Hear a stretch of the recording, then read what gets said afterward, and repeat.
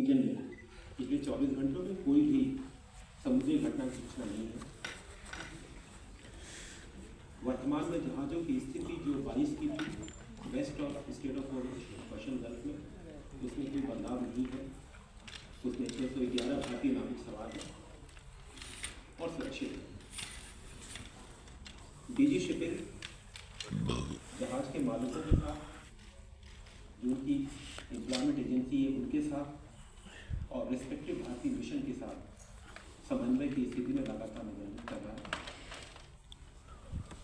Control room जो DG shipping में operate कर रहा है, उसमें पिछले 24 घंटों में 150 कॉल और करीब 250 ईमेल प्राप्त हुए, जिनका रिस्पांस किया गया।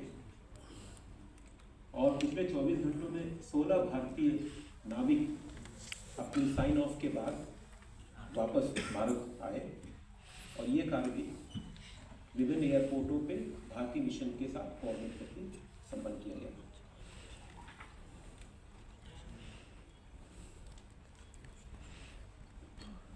मिनिस्ट्री रेगुलरली कोऑर्डिनेट कर रही है स्टेट मैरीटाइम बोर्ड्स के साथ, जहाँ पे कि अदर देन मेजर पोर्ट्स हैं। प्रोमिनेंटली जैसे मुंद्रा है गुजरात में, महाराष्ट्र में कुछ पोर्ट्स हैं जो हमारे मेजर पोर्ट्स हैं। उसके अलावा भी पोर्ट्स के साथ कोऑर्डिनेट करने के लिए गुजरात, महाराष्ट्र, गोवा, केरला, आंध्रा, पुडुचेरी और उनके साथ भी समन्वय, कोऑर्डिनेशन का वर्क और रेगुलर इंटरेक्शन कर रहे हैं। और किसी भी जगह से कोई कंजेशन का रिपोर्ट नहीं है।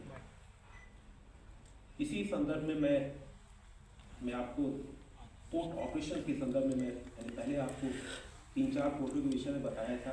Jawaharlal Nehru port, VO Chidambaranath port Tuticorin, Visakhapatnam port authority और मुंद्रा पोर्ट के विषय में मैंने कल बताया था। आज मैं आपको दीनदयाल पोर्ट अथॉरिटी कांडा के विषय में बताऊंगा। दीनदयाल पोर्ट अथॉरिटी ने एडिशनल स्टोरेज स्पेस की कैपेसिटी वहाँ क्रिएट की है और करीब 54 एकड़ का लैंड, एडिशनल लैंड स्टोरेज के लिए मुहैया कराया है। उसके साथ साथ चार्जेस और ऑपरेशनल सपोर्ट, चार्जेस का वेवर, कुछ चार्जेस का वेवर भी है और ऑपरेशनल सपोर्ट के लिए भी कुछ कदम उठाए हैं।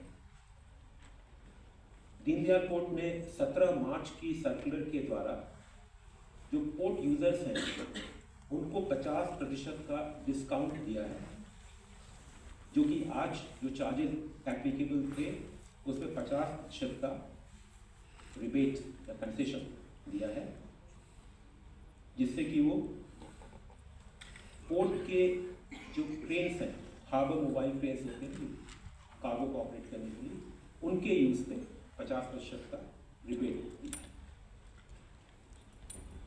मिनिस्ट्री कंटिन्यूसली और बहुत क्लोजली शिपिंग के मूवमेंट को, पोर्ट के ऑपरेशंस को स्टेट मैरीटाइम बोर्ड के साथ, इंडियन सीफेयरर्स की वेलबींग, उनकी वेलफेयर और कंटिन्यूटी ऑफ मैरीटाइम ट्रेड पे लगातार, और सिचुएशन जैसा इवॉल्व हो रही है वेस्ट एशिया में, उसको ध्यान में रखते हुए लगातार नज़र बनाए। धन्यवाद।